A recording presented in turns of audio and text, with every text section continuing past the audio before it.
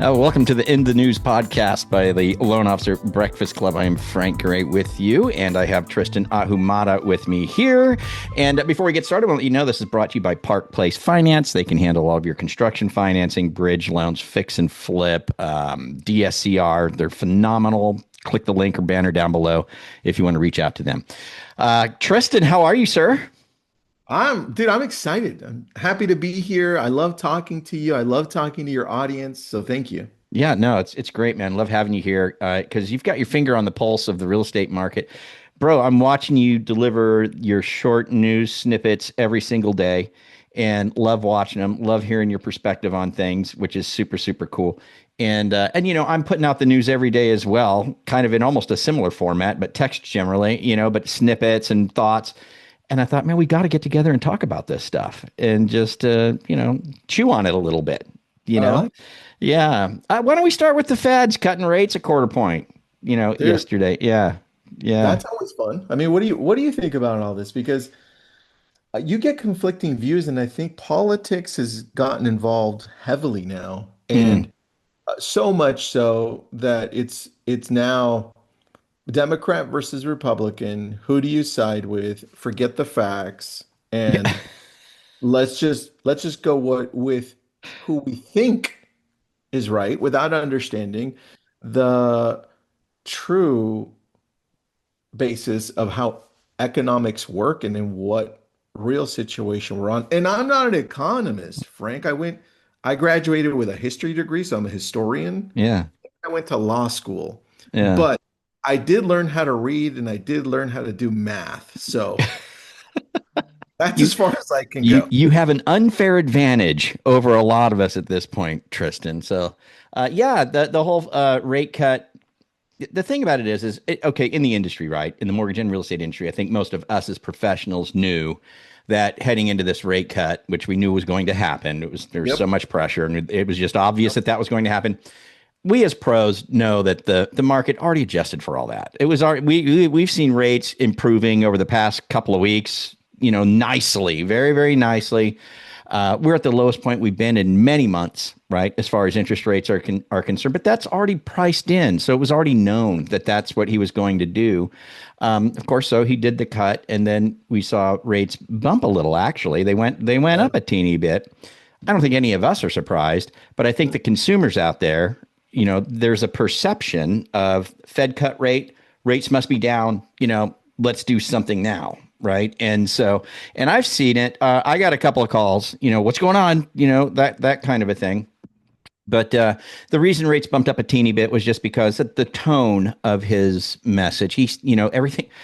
It's not only what he does, it's what he says. And it's not only what he says, it's how he says it. Right. That influences the market. So his tone was, we're cutting the rates, but we're still a little pessimistic about inflation.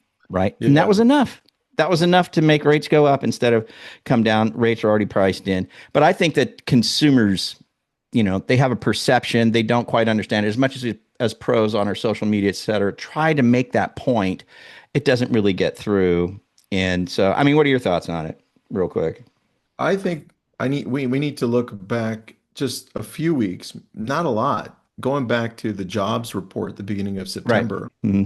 We saw as soon as that happened, rates dropped first, right? They went from 6.5 something, finally under 6.5, right? Right.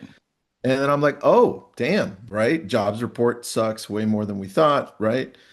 And then the anticipation of the Fed cutting, another big cut down, went down to 6.13. Yeah.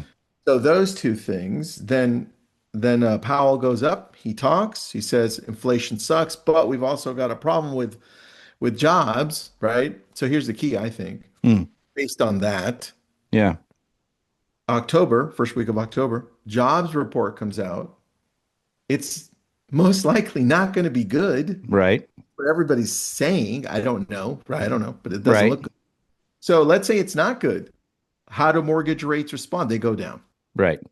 Unfortunately, when we have a jobs problem, mortgage rates go down. And then obviously, typically, the Fed also has to balance the rate going Yeah. down. Whenever that next meeting is, now he has to consider, well, damn it, I've got inflation as a real problem, and then I've got unemployment as a real problem. What the hell did we do? Yeah. Right? But regardless of that, I think mortgage rates continue to go down because, dude, jobs suck. Yeah. Yeah. That's No, not, that's not even including where AI is coming into play and saying, oh, wow, we're going to take that job, that yeah. job. That. It's so true. Listen, It's really mortgage true. rates are going down according to what I see. Yeah. But Yeah, exactly. It's what everybody sees. Everybody in all the prognosticators in our neck of the woods, on the lending side, they're saying the same thing. But you know what? People got to remember this is going to be a gradual drop, right? This isn't going to be like, yes. hey man, January floats along and all of a sudden we're 0.5% better in rates. It's not. It's going to be a gradual improvement, gradual improvement. And I tell you, I don't think it can come soon enough because there was just a report that came out from Zillow, their August 2025 market report, and they were saying how sellers are pulling out. Like the numbers, I mean, they're not staggering numbers, but they're numbers, showing an increase in sellers saying, you know what, man, I've been on the market for 35 days, 45 days. I haven't had a lot of activity, and my rate's actually really good. So screw it. I'm taking my listing off the market. Yeah. So what the point I'm trying to make is it would be nice to see rates start to come down, affordability to go up. So we don't, if we start losing listings all of a sudden with rates declining, and then what happens? Then we're going to be back in some sort of, seller's market. You know what I mean? Something like that where we're, battling with affordability all over again. You know what I mean? Yeah. So I'm hoping that rates do start coming into line, making things much more affordable, and we still have the listings available, for transactions to get going. I mean, that's what I'm thinking. Yeah. So August, I'm going to look at numbers here from realtor.com. Yeah. August 2025, active inventory listings, Hmm. 1,098,000, just a little over that. And they're estimated, by the way, if we go back 1 year, 2024, 909,000. So Mm. that's a pretty big jump. Now they're estimated August 2026 going from 1.1 about to 1.288. So 1,288,000. That's a Mm. lot more in inventory. Mm. And that's not including, I think, that's not including the rates, mortgage rates Yeah. coming down, because if they do come down in the sweet spot around high fives, I think, right? Yeah. Bring in a lot more buyers, Yep. but does that soften the hearts of the sellers so they Right. finally say, fine, I'm in, I'm going to put my home on the market? It's low enough, and I don't know that answer. I don't either. I don't either. All I do know is that affordability is a problem, right? Yeah. It's a problem, right? The main thing that can help with that right now is definitely the rate thing, right? So if we can get rates, bro, just a little bit in rate, a quarter in rate, a half in rate, 5/8 in rate makes a big difference on a monthly payment to a whole lot of people, right, brother? $200-300 a month can make the difference between somebody being able to get a home or not, or at least get the home they want or not. You know, Yeah. so yeah, the affordability thing is clutch. I think it's really kind of a big deal, and I'm happy. I think the industry as a whole. I think my gut feeling for the and going into the end of this year and going into the Q1 of 2026 is, man, Mhm. I think for all of those of us that are in the industry who haven't gotten out and haven't gotten a new job or whatever the case may be, I think we're in for some good times next year. I think next year's going to be a good market for us. What do you think? Do you think next year's going to be a good market for us as realtors and lenders? I think it starts now, actually. I'm Yeah. watching it already happen with everyone already talking about refinances. We're getting calls now saying it looks like a good time to buy, Tristan, is it? Like, Yeah. and then you still have all those naysayers, right? They're like, no, the market's still gonna crash. And I'm like, the market's still gonna I crash. know, dude. They're still out there. We don't Yeah. have enough inventory for it to crash. Yeah. And there's still plenty of jobs out there. I think we need to take a look at where the markets have been hit the hardest, Mm. because one other layer that we forget to talk about, and you and I were talking about it before we started, but the layer that people forget about in these markets that were hit the hardest is the added inventory for new construction Mm, because not only do you have everyone finally putting up a little bit more property, at least most of the country, mm. right? But when you layer in, dude, all this new unsold construction, Yeah, there's a lot of inventory. parts of Florida and Texas and Vegas, Hmm. all these new places that people loved to go into during COVID, they don't have the same influx coming in. And now they're sitting there. And now what new construction is doing is they're underpricing Yeah, the those sale of the older homes. correct. Dude, we're competing against new construction, not only on price, but on mortgage rates, because they can come in and say, hey, I'm going to give you a lower rate temporarily. Yeah, I'm going to yeah, give you a permanent buy down, right? yeah.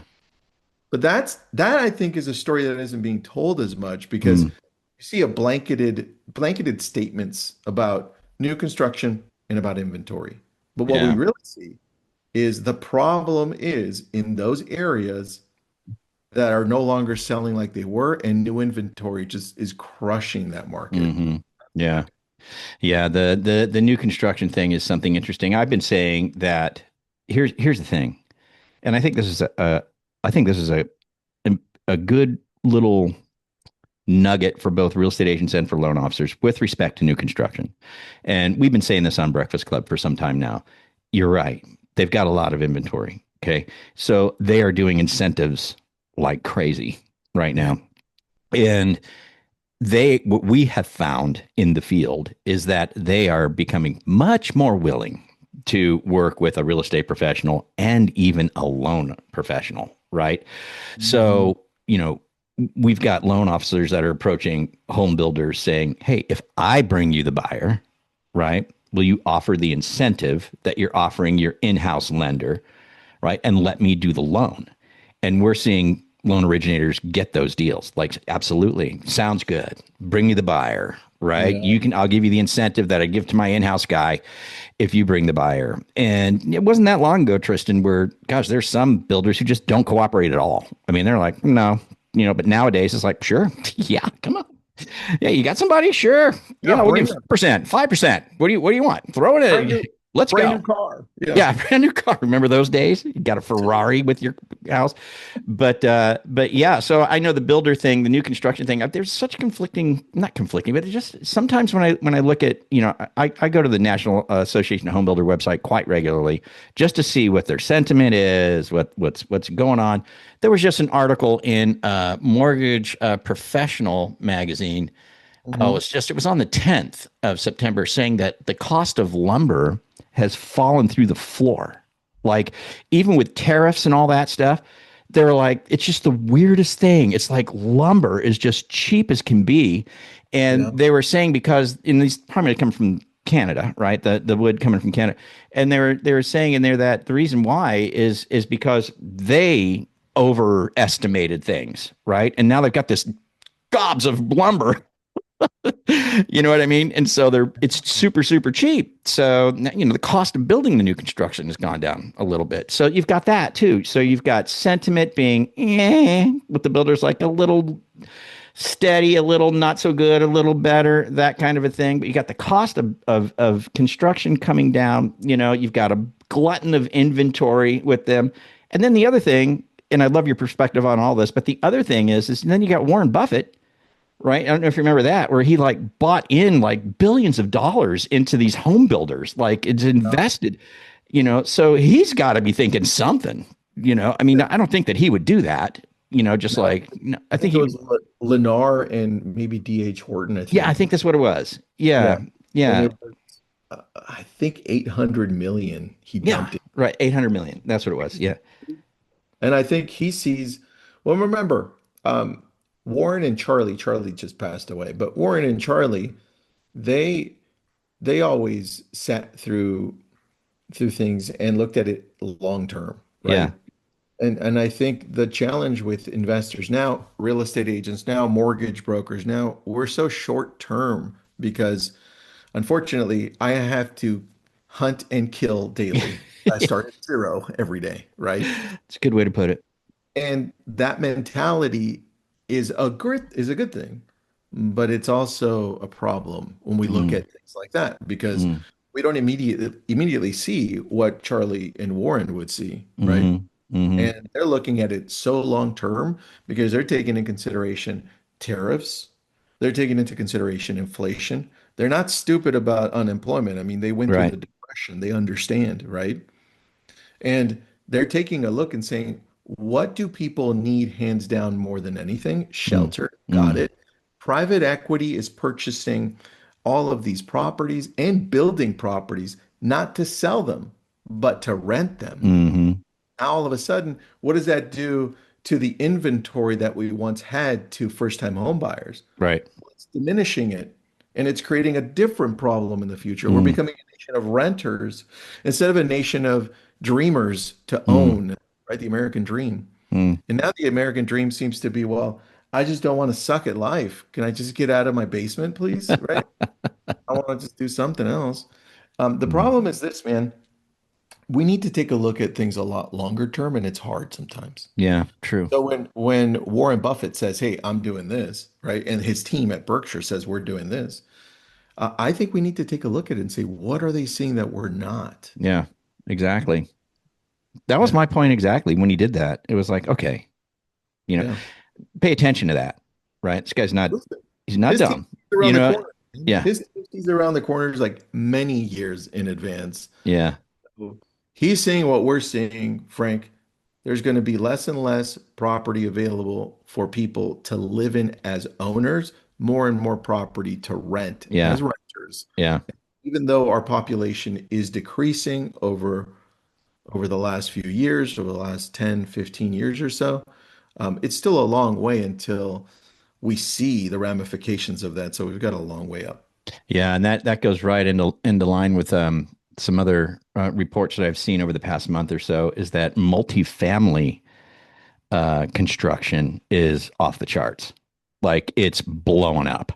Yeah, Okay. all of a People need to sudden. rent. They're building, apartment complexes, those types of things for people to rent. That segment of the market, the commercial market and the construction market is actually doing very well, very well.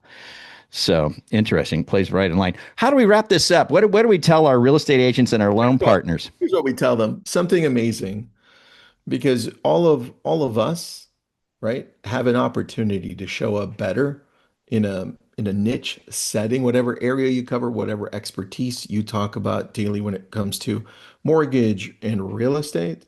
You need to show up more online, whether it's, Frank, whether it's static pictures with words, right? Mm, Or whether it's video. hmm. Regardless of which one it is, I can give you an example of both that have allowed me to continue to grow and Mm, influence and get business from this mm, almost daily. You just take a look at my Instagram or my TikTok, the Warren Buffett video went viral, mm. 800 million, right? Invest. That went viral on all of my channels. That was Yeah. crazy. It was just me talking about Warren Buffett and what Yeah. he's doing on R and DH Horton. That's it, 60 seconds. Anyone could do that. Yeah. Then just go to my Instagram and take a look at the headings that I create on Canva. Those all go viral, Yeah. like 100,000 each one. Wowza. It's Wonderful. just, it's just me talking about what's happening, mortgage Yeah. rate, mortgage applications, Yeah. the Fed, all the stuff we know. But we're Yeah. like, what do we do with it? Well, tell people about it. They want to know. Yeah. That's great stuff. Where do we point them? I'll just put the links down below to Yeah. connect with you. So just Yeah. throw it to my Instagram. I'll say Okay. hello there. Yeah. Yeah. Easy to find. Tristan Ahumada. Go find him. He's easy to find. Yeah. And gosh, guys, if a guy with a face like his can do this, imagine, Imagine what you can do. imagine what you can do. Right. Tell you. Everybody's got it way easier. So good.